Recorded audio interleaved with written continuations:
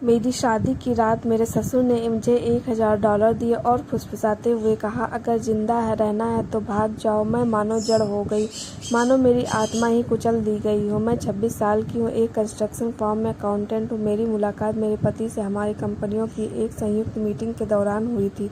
वह मुझसे 3 साल बड़े, एक जवान खूबसूरत निर्देशक और एक अमीर नामी परिवार के इकलौते बेटे। हमारा रिश्ता तेजी से आगे बढ़ा। 6 महीने के अंदर ही उन्होंने शादी का प्रस्ताव रख दिया। मेरा परिवार साधारण है। मेरे माता पिता दोनों सेवानिवृत्त सरकारी कर्मचारी हैं। जब हंस ने मेरा हाथ मांगा तो मेरी माँ खुशी से रो पड़ी।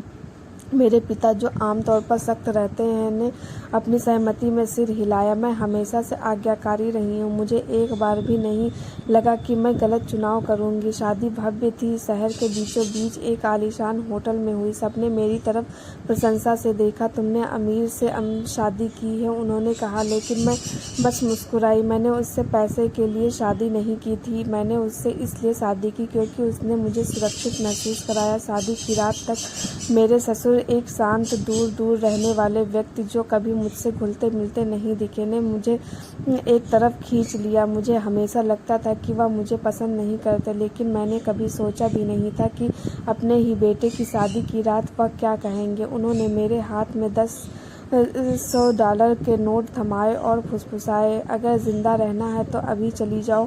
मुझे समझ नहीं आ रहा था, आपका क्या मतलब है अंकल? मैं हकलाते हुए बोली।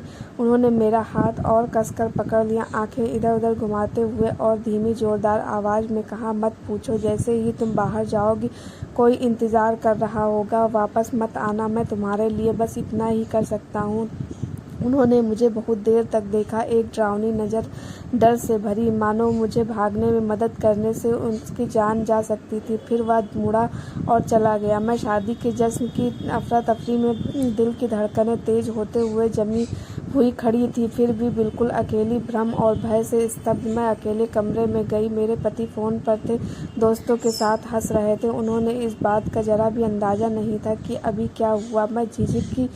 फिर मैंने अपना फ़ोन उठाया और उस एक व्यक्ति को फ़ोन किया जिस पर मैं अपने परिवार के अलावा भरोसा कर सकती थी, मेरी सबसे अच्छी दोस्त। उसने फ़ोन उठाया। मैंने खूब रोना धोना किया। क्या तुम पागल हो? अपनी शादी की रात भाग गई?